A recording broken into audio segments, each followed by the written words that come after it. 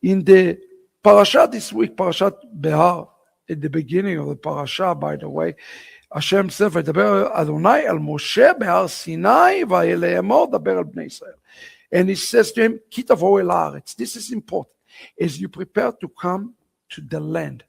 Now, you always have to understand what the land represents. In this literature of the Zohar and in the Midrash, the Haaretz always represent the Shekhinah. Always, always. The union with the Shekhinah. That's why entering to the land is a union. It's a wedding. It represents a wedding. And it's something very important for us to understand.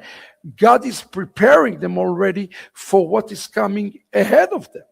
And they're going to enter into a battle for the land before them, which is part of the Geulah. This is something that we fail to understand sometimes, that part of redemption, when we're talking about even salvation, which is personal, redemption is a corporate, that salvation, listen to me very carefully to what I'm telling you right now, that salvation, which ultimately lead to redemption, include the land, include the earth, include the place we are living in. And God is preparing them here in this Torah portion for a battle and a war that is going to be taking place. He's already telling them, here's what you're going to need to do when you enter to the land. And he's giving them all of those mitzvot. I want to remind you, when they are outside the land, they are not inside the land. Why? Because God makdim trufa lemaka. He gives them the remedy before the battle. And that's often what God does. He's preparing us ahead of time. Now, there is a great mystery and there is great secret in this parasha this week that you might or might not have caught, and I want to bring it to you. I want to take you to the back end of the chapter 25, and I want to show you the kingdom principle that Hashem is giving us. Listen to what it says. First slide. ובכל ארץ אחוזתכם גאולה תיתנו לארץ. Throughout the land that you hold, you must provide for the redemption of the land. This is a very important principle that sometimes we are missing. What do you mean here? Geulah titnu la'aretz. I thought it's God who is going to bring Geulah to the land. But what God is telling us here in the parasha, that Geulah, which is the corporate salvation, which is called redemption, is dependent upon us rather than depending upon Him. And the question that you have to ask yourself today, what is it that we must do to redeem the land, to redeem your city, to redeem your family? The Aretz represent all of this. It represents your family on the micro level. It represents your relationship. It represents your city. It represents your county. It represents your state. And ultimately, it represents the nation that you are living in. And God is saying something incredible for us here. Geulah titnu la'aretz. I want this principle to sink in with you today. God is not responsible for Geulah. It is rather us who are responsible for Geulah. And this is a fundamental difference between Judaism and Christianity. Christianity thinks that Yeshua is going to come and Yeshua is going to fix everything. That's what they say, rapture us out of here. So God will come and God will fix everything. Judaism teaches the exact opposite.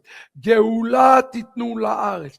If you want to experience a corporate redemption, if you want to experience a corporate revival, it is up to you. And in this entire portion, God highlights to us how we bring Geulah to the world. How we bring Geulah to the world. And this is the $1 million question that all of us have to be asking today. How do we bring Geulah to Klal Israel? This event in Romans 11:25, when Shaul says that all of Israel will be saved, that's the definition of Geulah. Remember, Teshua, salvation, is individual. Geulah is corporate.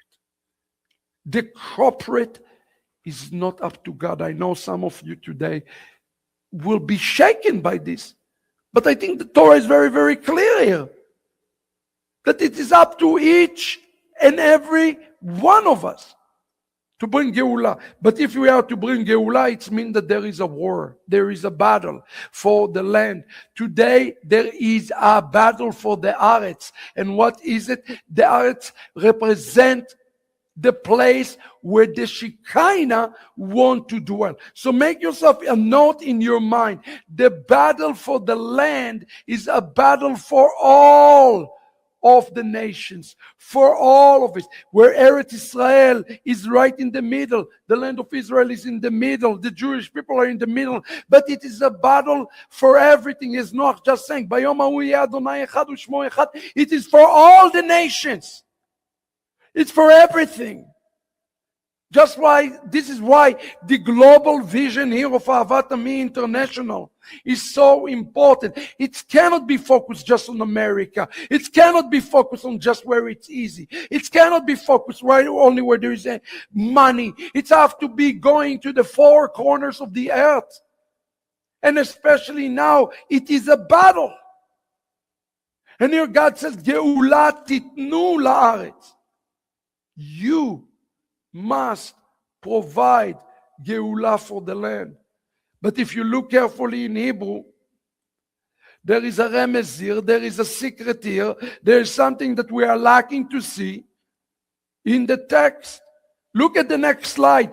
If you look carefully, you notice something, that the word Geulah, according to the Mesorah, Gimel, Aleph, Lamed, Hey, if you pay attention to this carefully, you notice that it is missing a letter. It's missing a letter.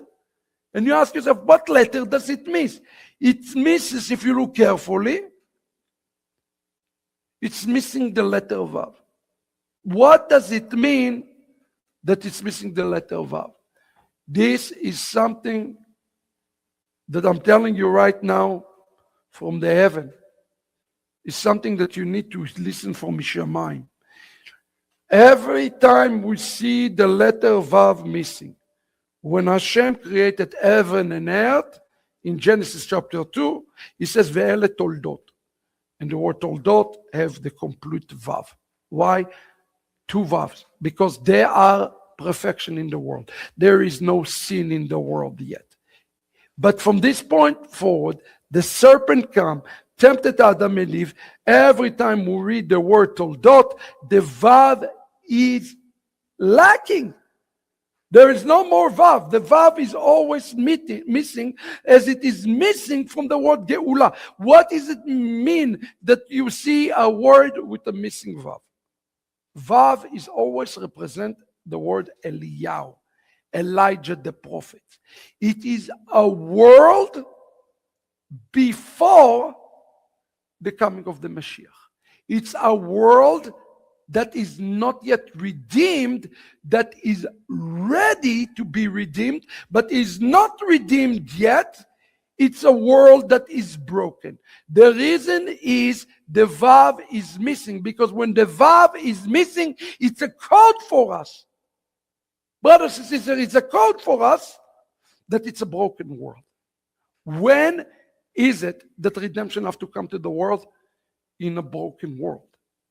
Don't look at yourself today and say, I am a broken vessel, therefore I cannot bring Geulah to the world because I am broken, because I am missing a Vav. This type of thinking is a thinking that belongs in the pit. Geulah titnu la'aretz. Geulah is when things are broken. When you are broken, God can use you. When you are a broken vessel, God can use you. When you are in a broken situation, God can use you. When there are brokenness, God can still use a brokenness as a vessel of honor to bring Geulah to the world. Don't wait to have the Vav and say, God, I will serve you when I will be whole. No. God uses, even inside a broken world, Geulah titnu la'aretz. If the world is broken, by definition, you are broken. I'm going to say it to you again. If the world is broken, you are broken. And the reality is, without Mashiach, each and every one of us are broken. Let me start by saying that each vessel is broken. I want to dive a little bit deeper with you today and to share with you not only how to overcome the brokenness, which is very important that you overcome, but also I'm going to try to answer with you the question, how do you win the war that you're in right now? It's a war that looking to bring brokenness into the world. Where on the other side, Bayom Hahu Yeh Adonai Echad, that day the Lord will be one. God wants to bring a wholeness to the world, completion to the world. It's a war, Milchemet HaEmunah. It's a war between the brokenness to the fullness. Okay? Now God is saying here in the text that He's going to take things that are broken, and He still say to the broken things, Geulah titnu la'aretz, because the Vav is missing, you still commanded to bring fullness to the land. You are still commanded to bring fullness to the world around you. Again, the word aretz, the land, is represent your universe. Whatever is your universe, that's what God is speaking about here. In a very important book that we're going to look in a second on, called the Agra de Kala, okay, by Rabbi Elimelech, Tzvi Elimelech, well, in the late 1700s, we are going to look at the principle that the Torah is going to teach us. And again, he said here, throughout the land. Bechol achuzatchem. I want you to pay attention to do. Throughout the land. You are to do that.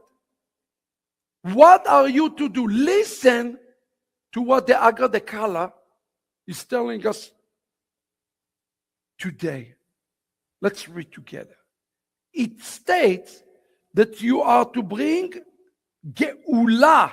You are to usher Geulah throughout the land that you hold. Meaning, through the earthliness. Stop there. Stop there. You are to provide Geulah through the earthliness.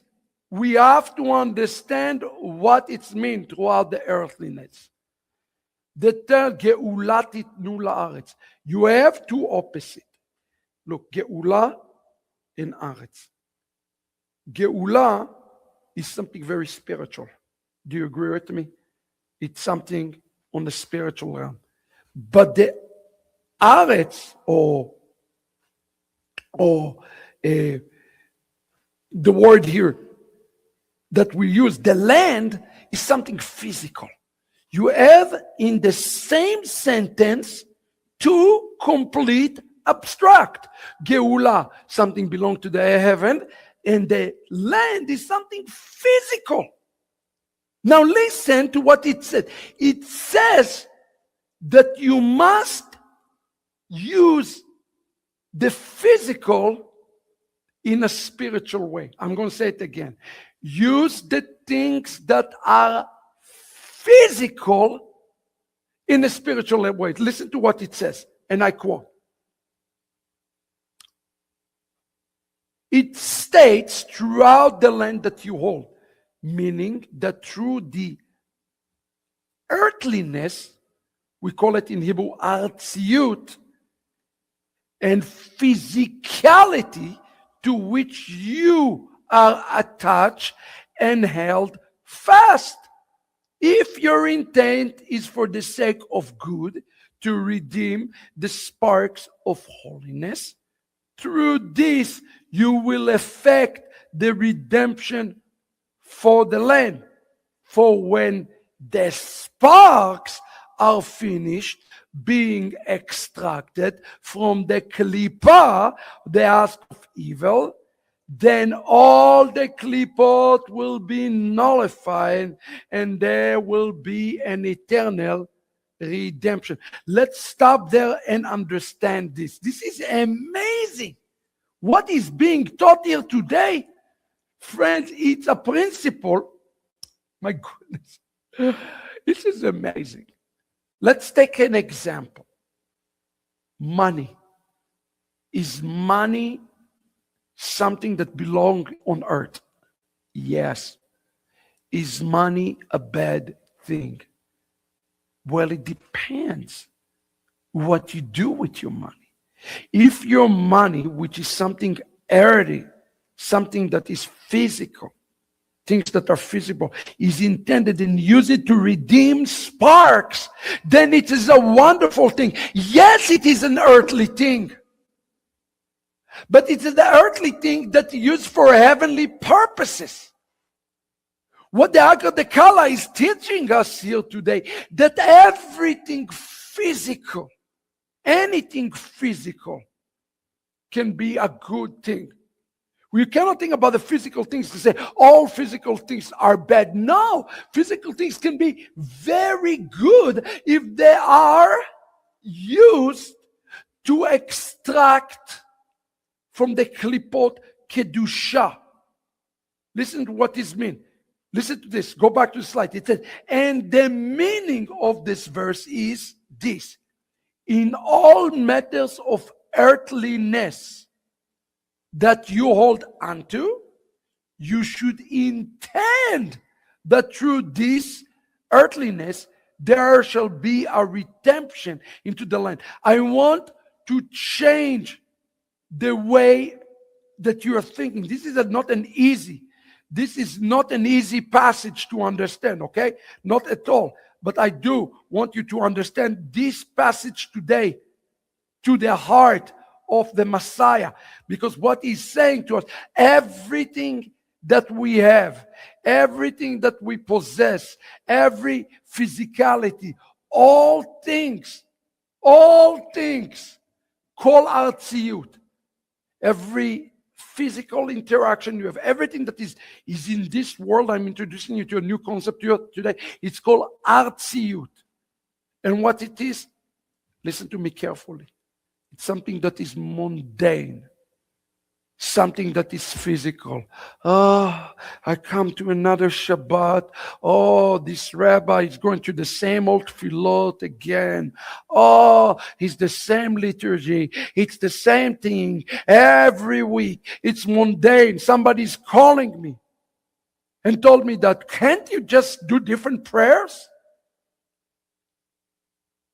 It's too artsy. It's too physical. Somebody called me the other day and said to me, oh, I'm going now to another teacher because they sing song, they don't do liturgy, and they sing different song every week. I like it better. I said, that's okay.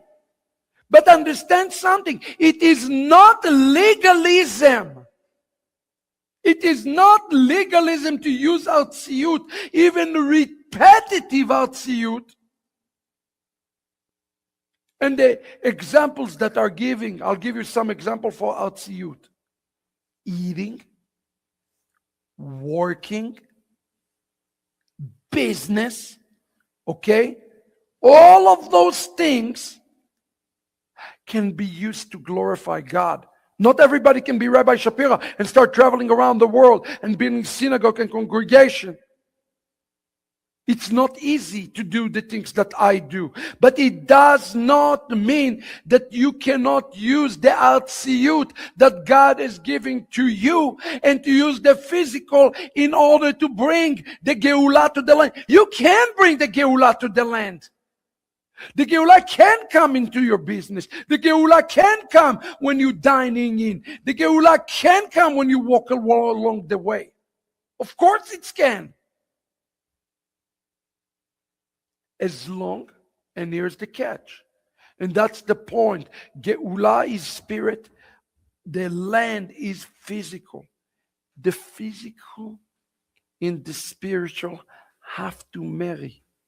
Sure, I do physical things, but even in your physical things, I want to tell you today a word that the heavens telling me. Even today in the physical things, the most physical thing, find a spiritual spark in all physical things. That's what God is telling me to tell our holy community today. That in all physicality, in all things that you do, in all mundane things that you do, in all of those things, there is and has to be a spiritual aspect to everything that you do physically. You know? One of the things that Rebbetzin and I love to do, we love to garden. I don't get to do it a lot. Usually the Rebbetzin is doing it. And there's a lot of mundane things. You have to move dirt and you have to dig holes. And you have to do a lot of physical things when you do that. It's physical. But you know, even in those physical things, you can find the sparks of God. You can find creation. And that's what the Torah is teaching us today. Geulah titnu la'aretz means that you seek the spiritual things in the most physical things that you can imagine doing. Nothing is physical and physical alone. The moment it's become physical alone, it's become a religion and it's become legalism. And you don't want that. The Agad Kala used the expression Nitzotzot Akdosha. Let's understand what it is. You hear me speak again and again about Nitzotzot Akdosha. But what is Nitzotzot Akdosha? Nitzotzot Akdosha is to find the concealed spark of God in everything.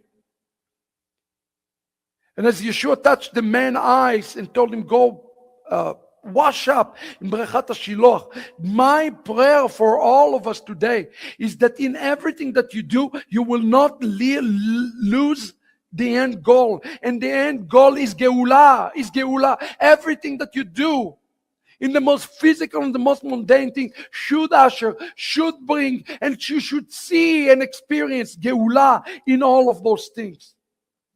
Don't lose sight, mind, and heart of those things, friends.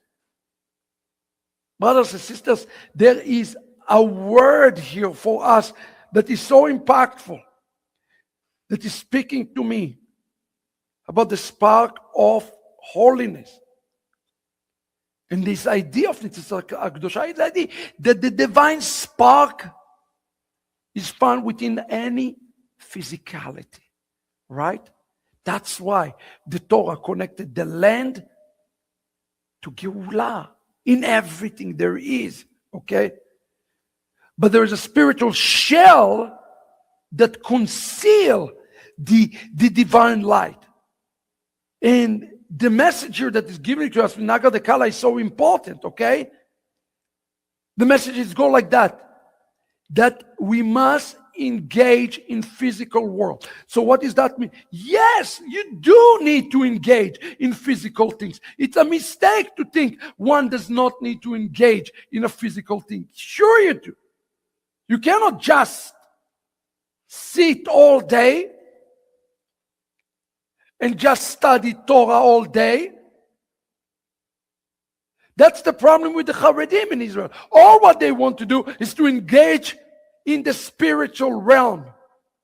Let me just sit with a lot of books, pray and daven, and do nothing.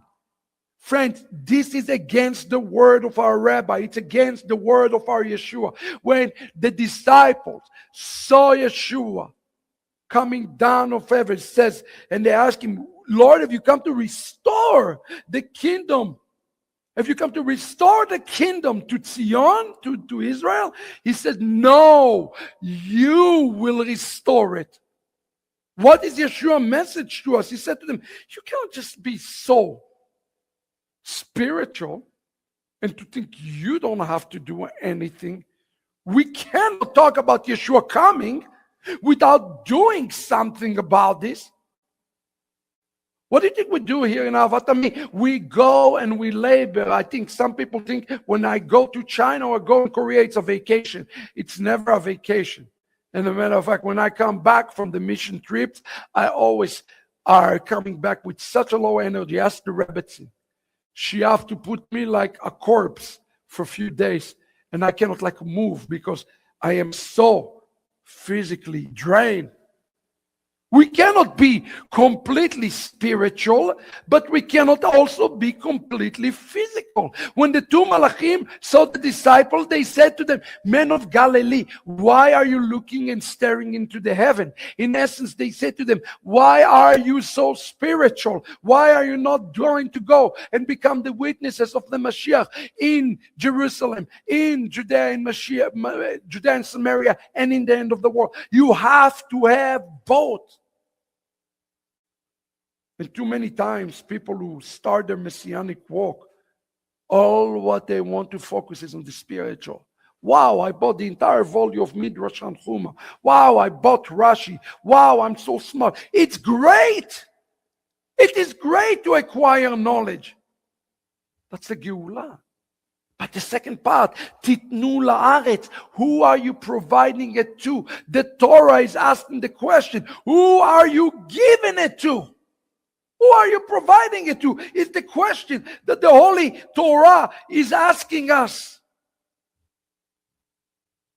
We have to understand what is happening right now in the world and why God scattered us. We as Jews are scattered, sparked ourselves.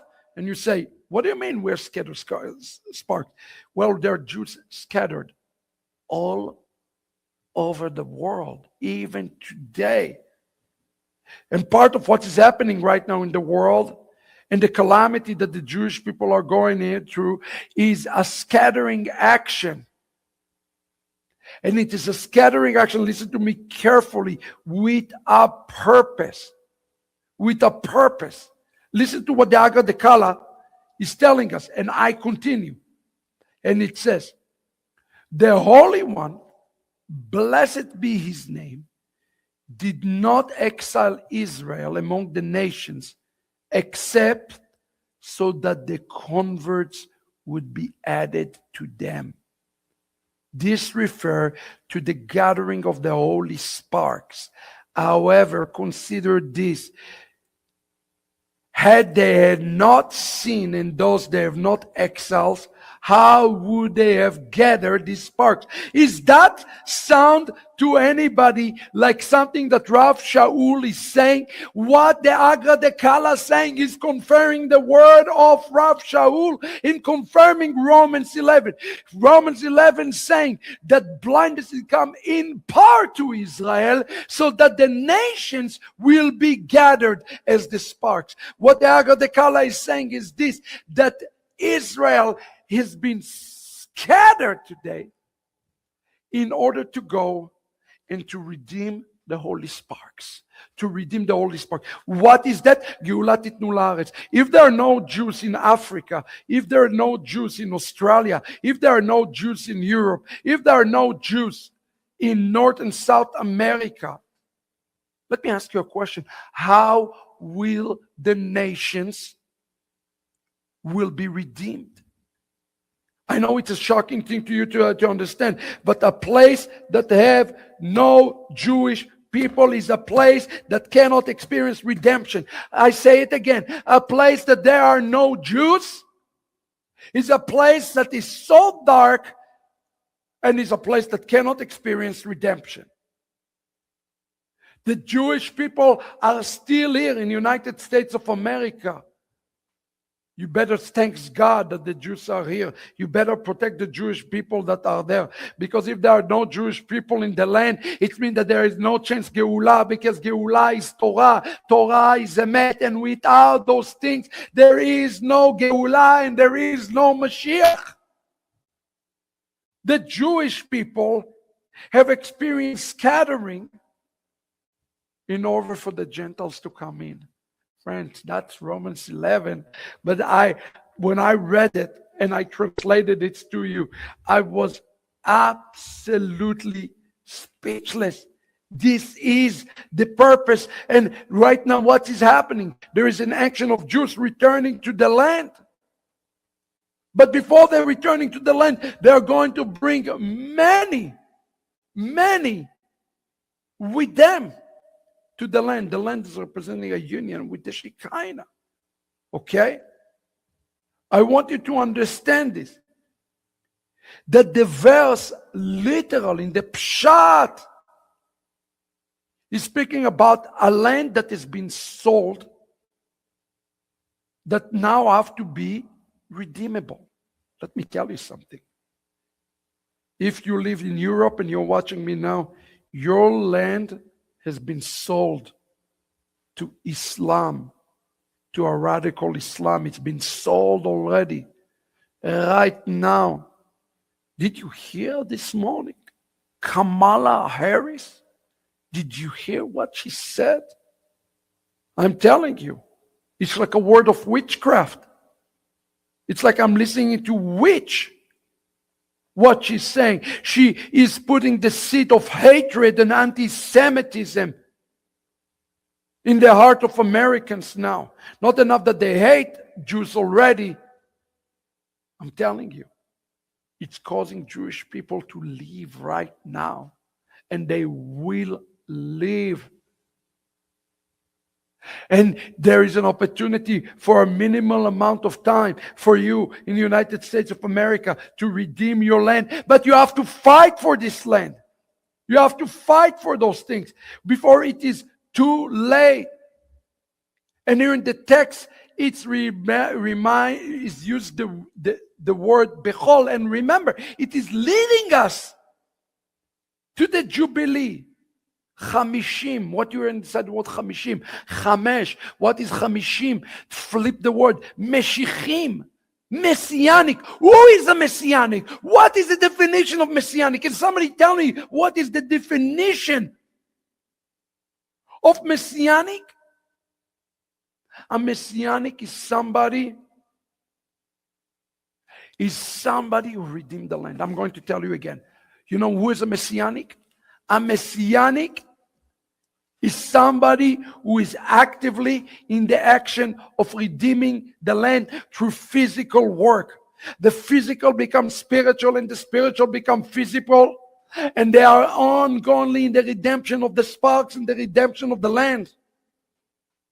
And if I can say something, the best thing I can give you and the Jewish people can give you and those who are watching us in the channel is the tools on how to redeem the land. And you have to redeem it quickly. Why? There is still just a little bit time left.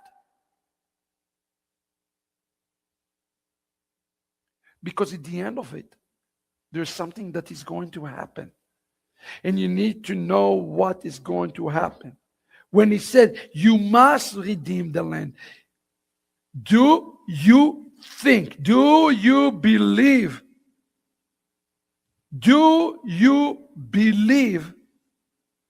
that the redemption of the land will happen in fullness? No. There is going to be just a small remnant that is going to be redeemed. Listen to what it says. Look at the next slide. Look what the Torah is telling us. In the year of Yovel, meaning in the coming of the Mashiach, Tashuvu ish el achuzato. In this year of Jubilee, each one of you will be returning back to his own home. To his own home. The word here in Hebrew, brothers and sisters, the word achuzah, have two meanings. The word achuzah, speaking about people not returning to one home, the Holy Zohar explained to us, but it's represent returning to two different homes. And what are the two different homes people going to return to? Achuzah is come from the Hebrew word achizah. What is achizah? Achizah is a stronghold. You can come back to me. Achizah is a stronghold. Some people will return back to a stronghold. But achuzah is also represent the house of Israel.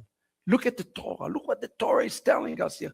Achizah and achuzah. Where are you returning to? Will you return with the house of Israel back? Or will you return back to the old way? Well, it's going to be both. It is the separation of the sheep and the goats. And when it's going to occur, right around the time of the Yovel, right around the time of the coming of the Mashiach. There is a reason the world today is becoming polarized. There is absolutely a reason for that. And you need to understand this. Now it says you must provide redemption to the land. He's telling that to the Jewish people. And again, why? Because the Jewish people have a responsibility to redeem the sparks. And here, what we read in the Agra de Kala a minute ago, it says, when the redemption of the spark, which we call the fullness of the Gentiles, that's what it is. When the fullness of the Gentiles occur and complete at this moment, at this point in time, friends, when that is occurring, that's when the Geulah is going to become complete. Why do you think everything right now is so polarized in the world? Why do you think there are nobody in the middle? There's only left and right. Because this is the time where everybody chooses achizah or achuzah, and Israel is right there in the middle, and they should and they have to redeem the holy spark. We as Jewish people need to understand not all the Gentiles are against us, and some of them have a Jewish spark, and we must cultivate it, and we must help them to return, and we must make the path for them to return back to the house of Israel. This is my mandate. This is my calling, not just on Messianic Judaism. Why Messianic Judaism looks so much like Christianity? Why do we bring them back to Christianity? They've already been in Christianity. And on the opposite side, why is it that normative Judaism makes it so difficult on those who want to grab the tzitzit of the Jew to come back? Why are we so machmirim? Both sides do not understand the role and the responsibility. That's how we usher the Geulah. We find the redeemable sparks and we help them return and we help them to come back. This is our calling. Listen to what the Holy Zohar said to us on the parasha Be'ar this week. Listen to this. And in the time of redemption occur, there shall be redemption for all. For those who are close to the heart, which is the Shekhinah, and to those who are far. Listen to the language of the Holy Zohar. But to those who have brought close, this is what it's meaning by the words of Yeshayahu the prophet. Shalom, shalom to the far and to the near. And the sages established from this to those who are far from sin and to those who are near to the mitzvah. Hallelujah. What a word for us. During this time, by the way, Isaiah 57:19 is the passage for us today. And somebody write in the chat, Malaysia have no Jewish people. God help us. You know what? I know what's going on in Malaysia because I visit Malaysia. I've been in Malaysia. But guess what? There are people there who are cleaving to the Jewish people. How I know it? Because they're my students. They're Malaysian. They are Malaysian. They're my students. And they're risking their life to be redeemed and redeem spark. And it's a small group. It is a small remnant. Connect to this remnant. Be part of this remnant. It's a remnant move for the nations today. And by the way, the number of Jews will continue to shrink and shrink and shrink as the Jews return to their land. And as they leave, there is a little bit of time left for everybody to connect and be redeemed. Who knows what's going to happen to me, to the Rebbetzin? Who says we are going to be here in America forever? Nothing is guaranteed. You have opportunity right now. Take this opportunity. You never know what's going to happen, beloved. And here the Zohar is saying that during this time, those who are far will be brought in. We call it the Kiruv Rechukim. Right at this moment, we are in the time of Kiruv Rechukim, the time that we bring in those who are far, we're bringing them near. And I urge you to bring those who are far near. And if you are far, today is the day to be brought near, to come near. That's the word Yovel. What does it mean? Hovala, being willing to be led closer.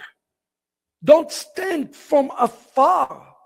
Start to partake on those things. Go right now. Buy the Shavuot book. Start to practice. Don't just show up to our services like a little spectator watching the service. Come to Las Vegas. Be part of those services. Celebrate Moadim. Daven with us. Get the prayer books. Do the things. Come closer. Because this is the mitzvah.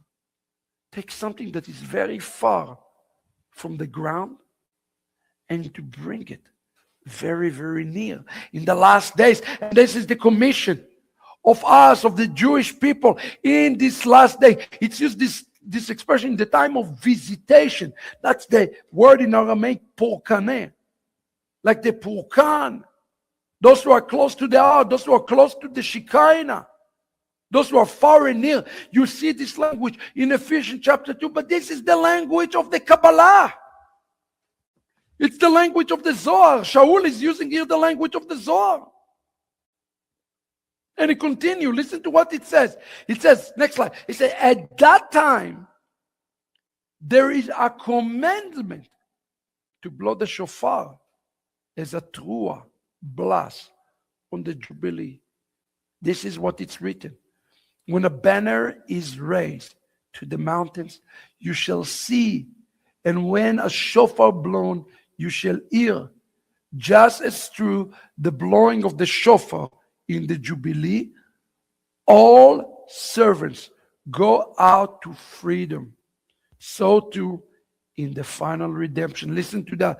Through the blowing of the shofar, all of Israel will be gathered from the four corners of the world, for they are the servants of the Jubilee. Brothers and sisters, one of the names, according to the Kabbalah and not according to the Zohar, one of the name of the Jewish people is the servants of the Jubilee. Did you know that?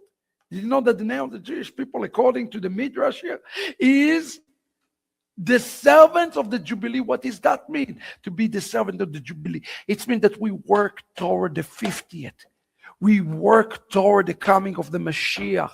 And those from the nations who come along line right now and they are becoming a worker of the Jubilee, I am challenging you this Shabbat, as we conclude the book of Vayikra, to become the servant of the Jubilee.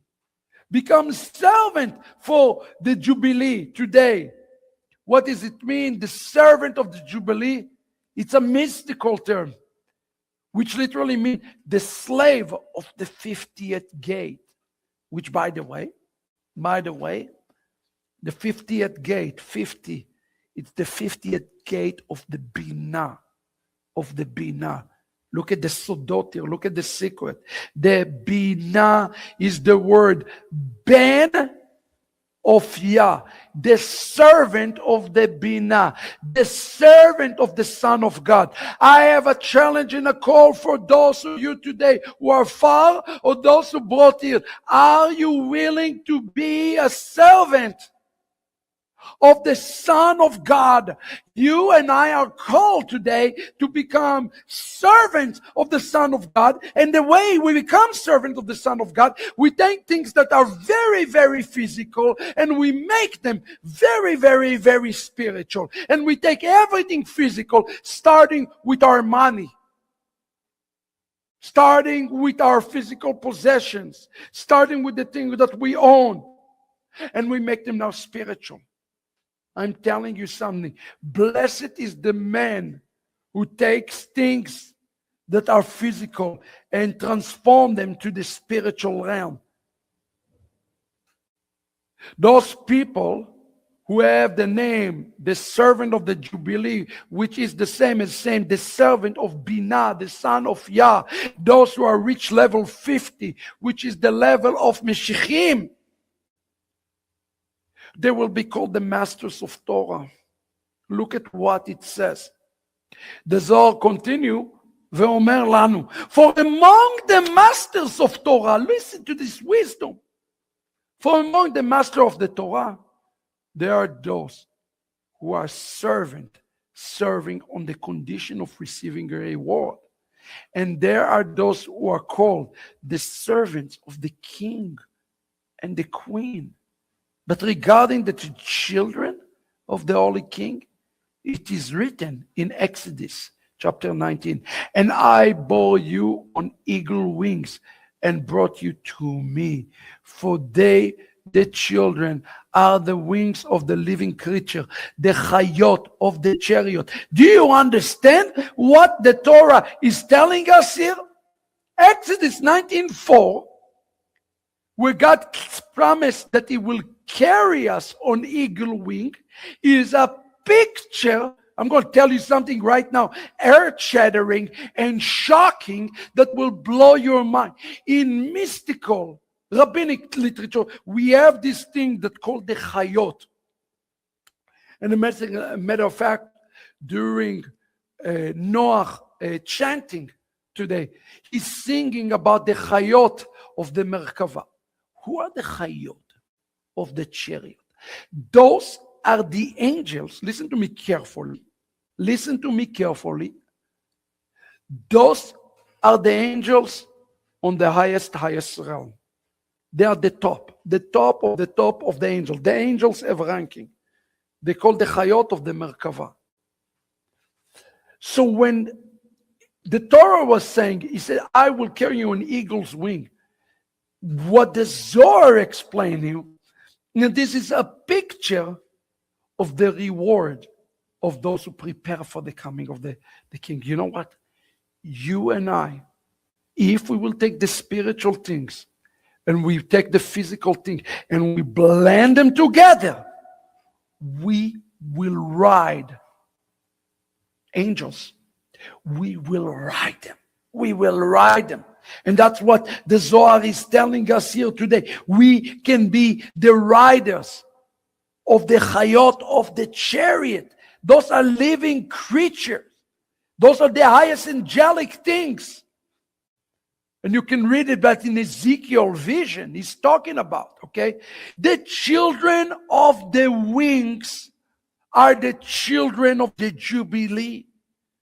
Today I am challenging us to become the children of the wings and to become the children of Jubilee and to come closer. And the way you do that today is you redeem sparks, redeem everything, every physical situation, have a spiritual root, and every spiritual root can be redeemed through the physical.